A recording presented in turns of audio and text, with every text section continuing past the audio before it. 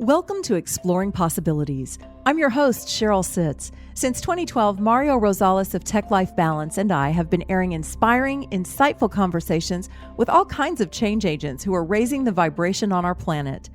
It's the intention of this show to, explore possibilities and shift perspectives in holistic spiritual ways. You'll hear how these experts discover and share their deepest passions to make a bigger difference in the world. Don't forget to subscribe on Apple Podcasts, Stitcher, or Google Play.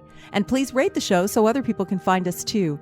We'll introduce today's guest in just a moment. Have you ever gone to a social media seminar and you have the online experts telling you, get a blog, get a website, get on social media, all this other stuff? By the time you're done with that seminar, that online expert is very good at frying your brain. And the funny part is, you come back home, you get in front of the computer, and you're lost. Hi, I am Mario with Tech Life Balance. I see this all the time. You spend so much money and still don't know what is going on with your online presence. And you probably don't need all of that. Let me go ahead and translate Geek to English for you and show you what you really need, because you don't need it all. You probably only need a few components. You have a great message out there, and I would like to hear it, and I definitely want to help you put it out there. I am Mario Rosales with TechLifeBalance.net. I produce this podcast because I love distributing messages. Let me help you distribute your message. Who are you? Why are you here? What wonders and opportunities await you beyond physical death? What happened millennia ago to create the damaged earth and fractured societies you see around you? Empowering, enlightening, internationally acclaimed, the Joseph Communications books offer answers to these questions. Spiritual, concise, contemporary, non-denominational, the communications originate from Joseph, a highly evolved discarnate spirit concerned for you and the future of the planet and its peoples. The words of Joseph and his soul group give you the power to bring light and change into your own life and the lives of others, and to restore the earth. Available in paperback, ebook, and audiobook formats, the communications can be ordered today at www.thejosephcommunications.com, and also from Amazon and other major booksellers.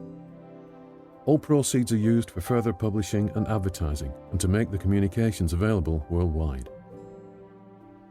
I discovered our next guest through Ariana Brackenberry. Now, she was a guest on the show before. She creates, prepares, and guides groups to walk the Camino de Santiago. I will go back and tag her show on here in case you missed it, or you can always search Exploring Possibilities and Camino, and you'll find that. So Camino Marj celebrated her 91st birthday by walking 400 kilometers of the Camino with Ariana's group last May. Now, we followed along in the Facebook group called Marjorie's Excellent Camino Adventure, and with no hiking background, Marj weathered steep hills, blustering gale force winds, driving rain, a blazing hot sun, and rocky paths, all with a smile surpassing many 70 years younger. I'm so excited to say that Marj is joining us today from Canada. Welcome, Marj. Thank you. I'm delighted to be with you today. Well, you're just the kind of people I like to keep in my life, just inspirational people that inspire me to do better than I did before I met you. And you're a real go-getter. What on earth inspired you to reach out to Ariana and do the Camino for your 91st birthday? That's a big feat. Well, I went to a movie with Ariana that she had brought to the church, I guess it was. And I went that night, and I thought it was very interesting, but certainly not for me, And I went home, and that was it. And this thing kept coming back at me time and time again, and I'd say, no, not for me. And this went on, and finally I threw up my hands and said, okay, I'll go.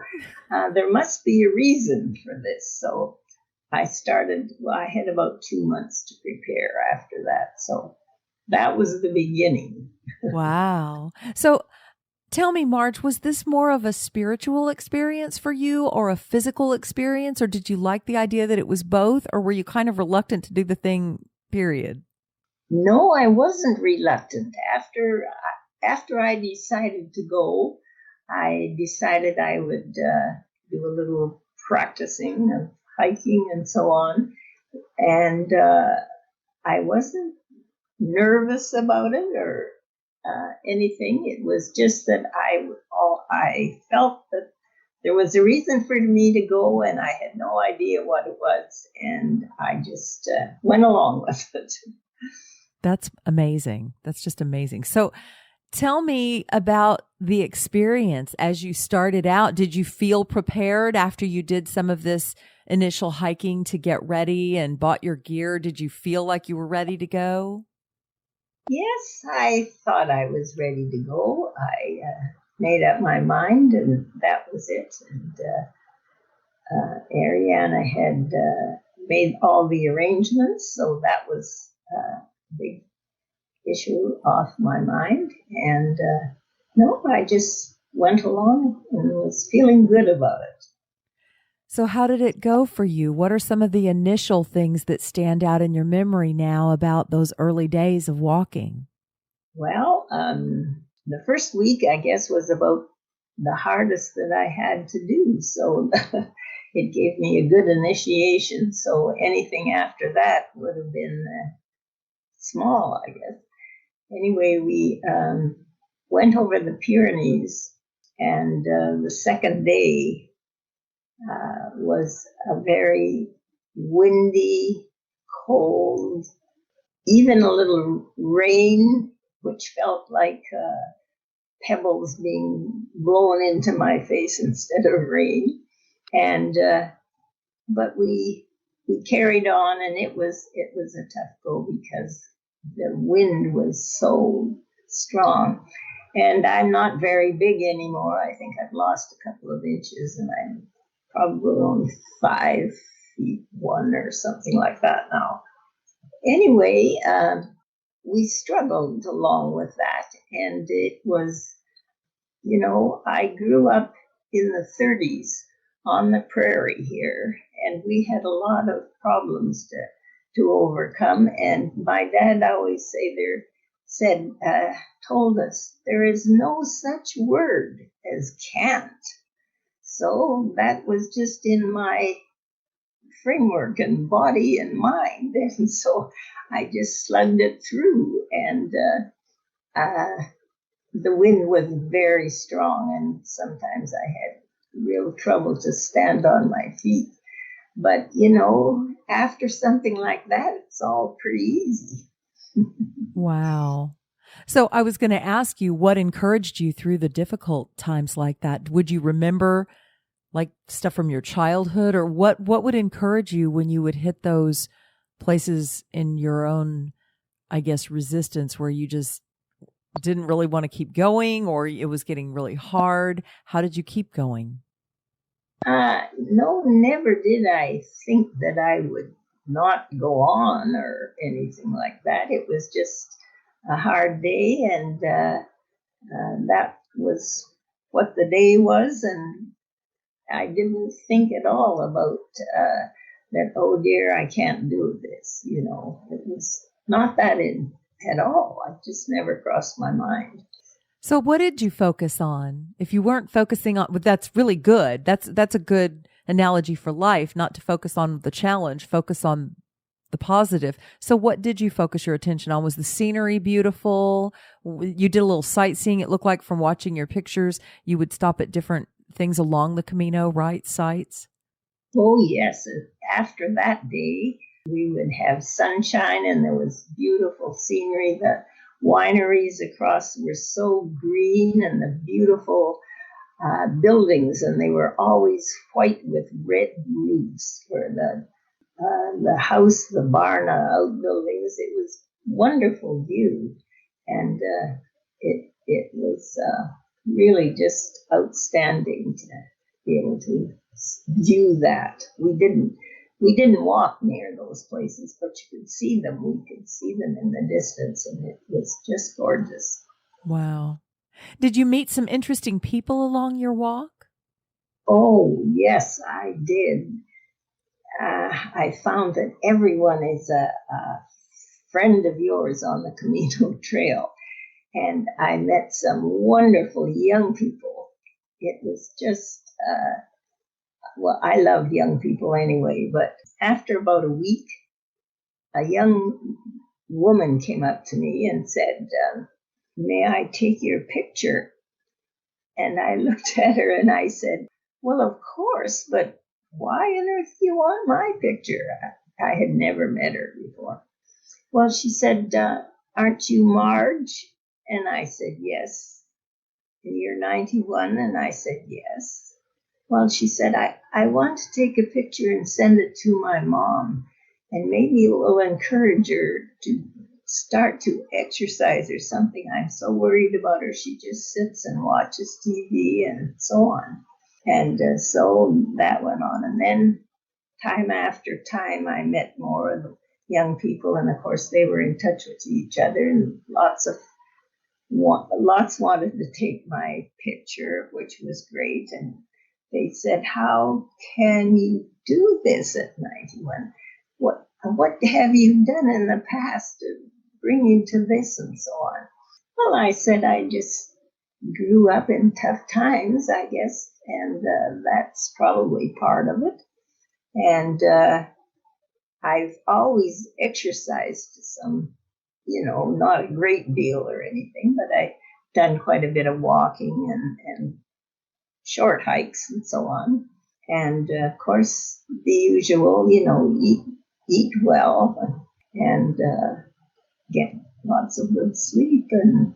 And I meditate. I have meditated for about 45 or more years. And I think that helps a lot for memory and health and a lot of other things. Anyway, I did enjoy those people so much, the young ones. And one day we were talking with the group. I was with about 6 of them, I guess. I think probably they were from the university and was on their break. And so we talked about this. Again, they were asking all sorts of questions. And I said, well, who knows? Maybe I'll celebrate my 100th by walking the next 400 kilometers. And one young man just stuck out his hand right now and he said, I'll walk with you, shake. And I said, well, I can't promise. And they laughed and so on. But one of the young girls there said, I sent my mother your picture and told about you. And, on Facebook, you're getting a lot of more go, Marj, go than I am from her and her friends. And I laughed. I didn't get time to see the Facebook every day, but it was fun to hear about that later on anyway. And yes, I enjoyed the people along the way from every country in the world. It's a wonderful come together place. Well, yeah. And I'm sure that your meditation practice of so many years, that's fabulous that you've meditated for so long. And there's just a lot that we all can learn from you about things that we can do now to guarantee, not to guarantee necessarily our longevity, because we don't know the plans that are made for us, but to at least have better health and a better frame of mind in our lives as we age, right? To do this meditation practice and stuff. How do you feel like meditation helped you on the Camino? Well, it kept me grounded and peaceful and just, alive and certainly had no problem from day to day, woke up every day, say, well, let's go. So I really did feel it was a help over the years too. How many days in total were you on the Camino walking? I think it was about 20. We averaged about 20 kilometers a day. Sometimes a little more, sometimes a little less, but about that. And Then we went on. We took a train to San Diego, and we did want to end up there to see all the people who had gone a long way and so on. And it was great to see the big churches and so on along the way. And there, of course, a wonderful big church. And we went to a service at night, and it was just a nice finish to the whole event. Yeah, I like that Ariana does that she takes her groups to the end, and no matter which segment is done, everybody Yes. goes to the end. I think that's really important. Yes, that was important. So what did your family think of what you were doing? Did they cheer you on? Were they very supportive of what you were going to do? Or did they say, why are you going to do that? Well, they all raised their eyebrows, but they didn't once say, no, no, no. They just said, gee, you must start really walking again. And so on, but they never once said, no, no, no. And they were with me all the way and sending me messages on Facebook to cheer me on and so on. It was wonderful. And then after I had finished, the church wanted me to say something at the front. So Ariana and I did a whole session there telling about it and everything. And every one of my grandchildren with their spouses and my daughter and her husband, and it was just wonderful. They all came to cheer me on. That's so good. Do you feel like anything was changed in you by having this experience? Do you feel like the Camino changed you in any way? Well, I was surprised and delighted that so many people said it was an inspiration to them. That made me feel good. And I think that was rather my whole reason for going without me knowing it at first. But as I went on, I kept saying, all these young people are going to be so much confident to know that they're going to be all right too, because so many of them said, oh, I hope I can be like you when I'm 91. And I said, you'll be better than I am. I said, the whole mindset about aging has changed so much. I said, when I was a child, people who got to 70, if they were lucky, or 75, said, oh dear, I'm so old now, I'm going to die. And so they sit down and they died because everybody believed that you died at that young age. And now there's a lot of people living in their 90s and even over 100. So I said, you'll be fine. Here you are out doing this Camino trail now. And if you keep up those things, you're going to be wonderful by 91. And so they all said, I hope so. And I think that was something, because that word inspiration came up all over from other people to me during and after. And so if I could help along the way that much, I think that was my reason for going without me knowing it. Well, you are an inspiration to all of us. And that leads me to the next obvious question, which would be, who is your inspiration? What fired you up to be able to be such a different person at 91 than, as you say, others that that believed at 70 or 75 they'd be done? How are you so different like that? Who inspires you? I don't know. I came from a great family, and there was lots of love and joy and happiness, although we certainly didn't have things easy. But I guess that would be my biggest inspiration. That was just in me, and I am happy and I love people. And so it's fun to be with them.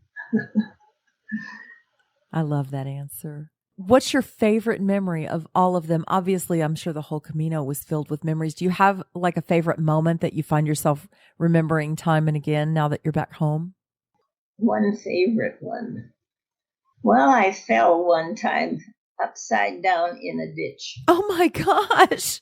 And it was really silly, but there, in some parts of the Camino, there are deep ditches along each side of the path. And the greenery has grown up right level with the road. So if you didn't know it was there, you'd never guess it would be there. And so Ariana was taking some pictures, and I sat down and had a rest, which was great, and had snack and so on, and leaned back to do something, and fell into this ditch, and I could not. My feet were up at the top, Oh and God. I was down, and I could. It didn't seem so funny as it does now, but I could not get out, and so I kind of called Ariana, and she came over, and she said, "Oh my goodness!" And she jumped into this ditch, and grabbed me, was going to help me up, and she said, "Ow!" And she had nettles that had got into her pants at the back, and she was stuck on this thing. And so here she was. She couldn't move, and I couldn't move.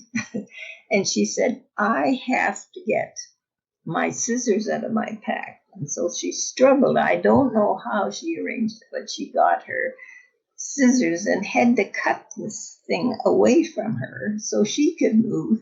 And finally, to make a long story short, we both were out of the ditch.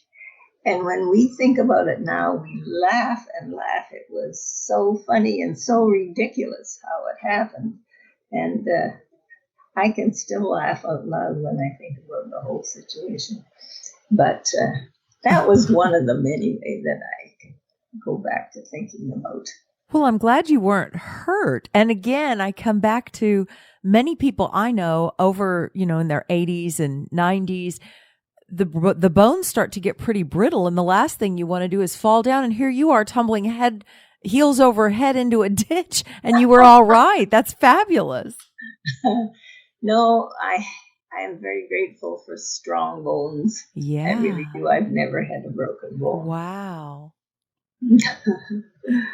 You're quite an unusual lady. I'm sure you hear that a lot, don't you?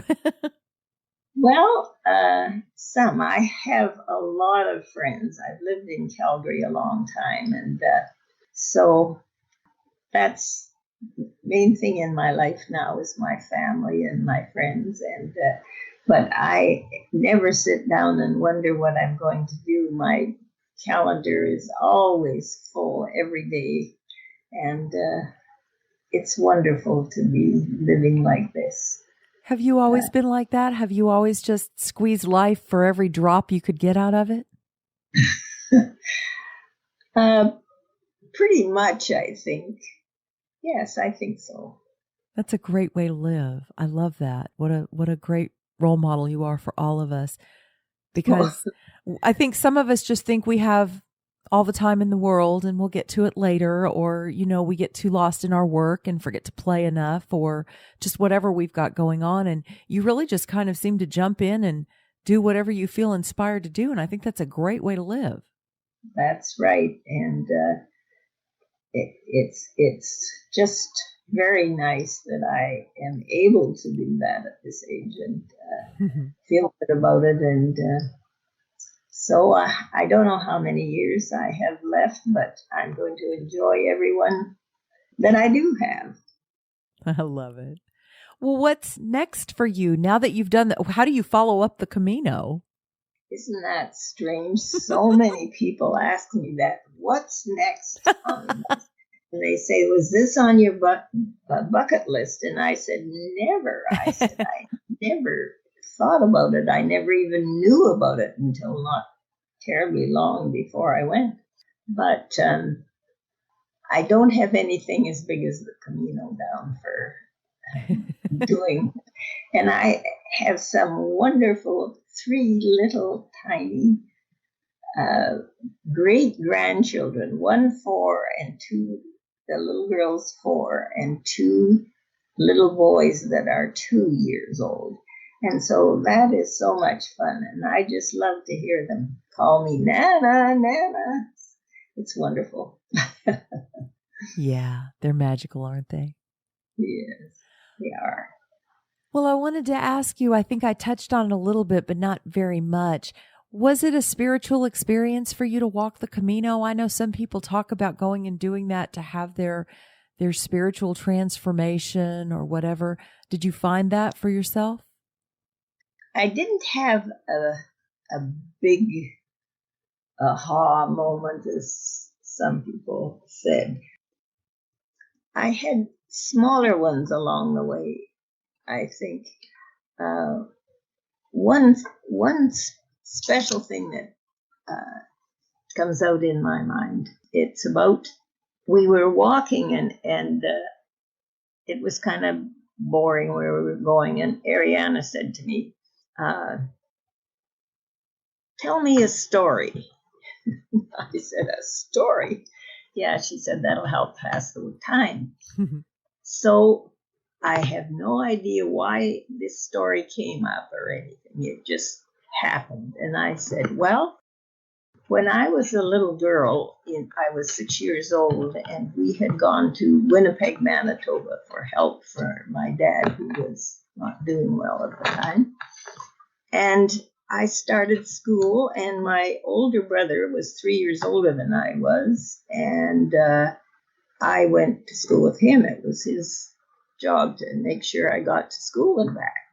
And he had a couple of friends the same age, so we all walked to school together, and we had to go over a bridge, which was over, I guess it was a creek or whatever, but it was quite fast running. And one day, one of these friends said, I found a shortcut to school. Come on, I'll show you. So he said, okay, and went down to where he had shown us. It was to go across this fast-moving creek, and there was a log across it. I'm not sure if it was a log or a half log. But anyway, my brother went over first, walked over the log, and I came next, and I was almost at the other side. And one of the friends stepped on the side and twisted the log, and I fell into the water. And of course, I didn't know how to swim at all. And so anyway, Jack ran around. That was my brother, ran along the side and finally grabbed me by the hair. He had to jump in, I guess. I can't remember the whole, each little part of it, but he got me out, and I don't remember what happened after that. I must have had to go back home and get some dry clothes and so on. But years after, and I had this recurring dream that I was high above a rushing river, and it was white. It was just roaring. And I was on a very small, I guess what was going over it wasn't a bridge because it had nothing on either side. But I was terrified. I was supposed to walk over this, and I couldn't. I sat down and I wrapped my legs around it, and I was just terrified and was going to put my arms around this thing just so I wouldn't fall off. And I'd wake up every time at the same time. This went on and on and on. So I just finished that story to Ariana, and we went around a little big bridge, and here was a creek, a stream, and it had a wooden bridge to go over, no sides on it or anything. It was just narrow. It wasn't real high, but it was certainly higher than I wanted. And I just froze. Wow. And Ariana said, "Can you do it?" And I said, "Yes." And she said, "Take my hand." And so we went across. Didn't say a word. We went across this thing. And I threw my arms in the air, and I said, I did it. And I was so pleased with myself. And I said, the synchronicity of that whole thing was so great. Yeah. I mean, what can you say? Yeah. And to face something that has been with you for so long and get that moment of throwing your hands up in the air and saying, I did it. I finally did it. Yeah. And it was wonderful, and I haven't had the dream since, so I hope I never do. Oh, how awesome. I love that. But there's all the little things along the way that are meaningful, to you. Yeah. To me, rather. But that was one big thing I said. The synchronicity was just amazing. Touched on what I've heard from people about experiences like this, the Camino and other experiences where you kind of go to the brink of what you usually do in terms of physical resistance, emotional resistance, spiritual resistance.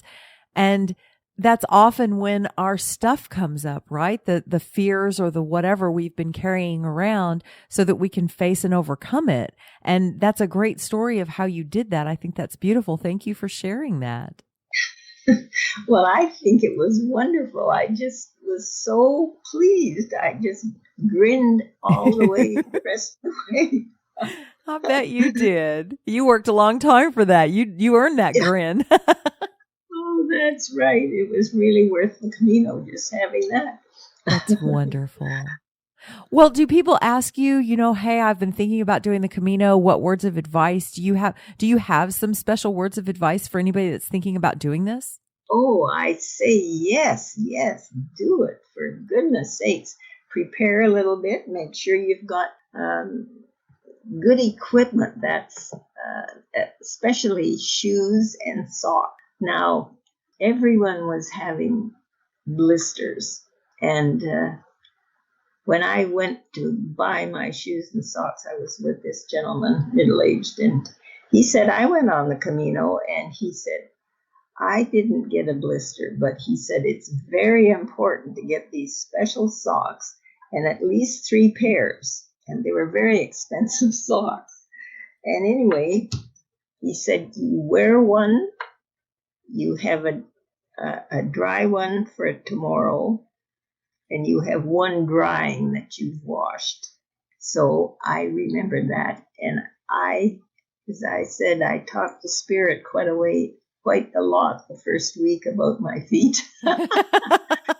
And I did a very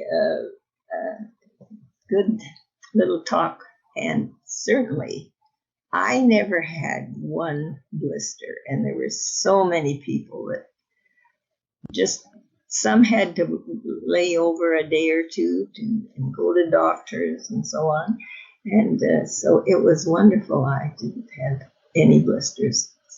That's great. Well, and I would hope that anyone considering doing this would, and this is not a paid commercial or anything, but I worked with REI, which is a co-op that sells outdoor recreational gear. I would hope that you would go to a store like REI and consult with some experts in footwear and socks. And absolutely, those smart wool socks are worth every penny of whatever they cost. And they are rather pricey, but they're magic socks, aren't they?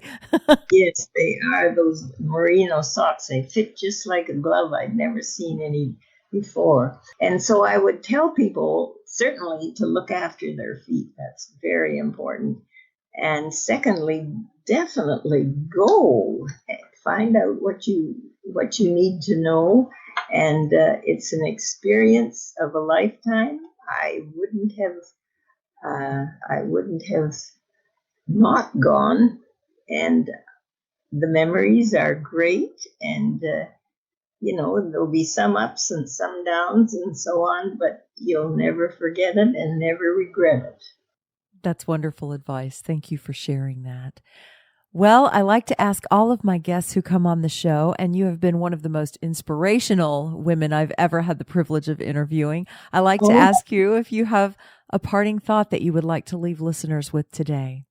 Well, I would say that every day is important for you and others in your life, and just to keep smiling and enjoy life. I think your mind has a lot to do with how you're feeling and so on, and you can change it by changing your thoughts, and enjoy this life. Here I am, 91 years, and I can't even imagine, when I think about that, living that many days and weeks and months. And here I am, that I'm not ready to give in yet. I'm glad. I haven't stopped smiling since I got on this with you. I'm over here just beaming from ear to ear. You just are the embodiment of joy and living in the moment. And what a special woman you are. Thank you so much for joining us today. Well, thank you very much for those kind words. Would you like to be a guest on Exploring Possibilities? Drop me a note at info@journeyofpossibilities.com. Thanks so much for joining us, and we'll see you next time on Exploring Possibilities.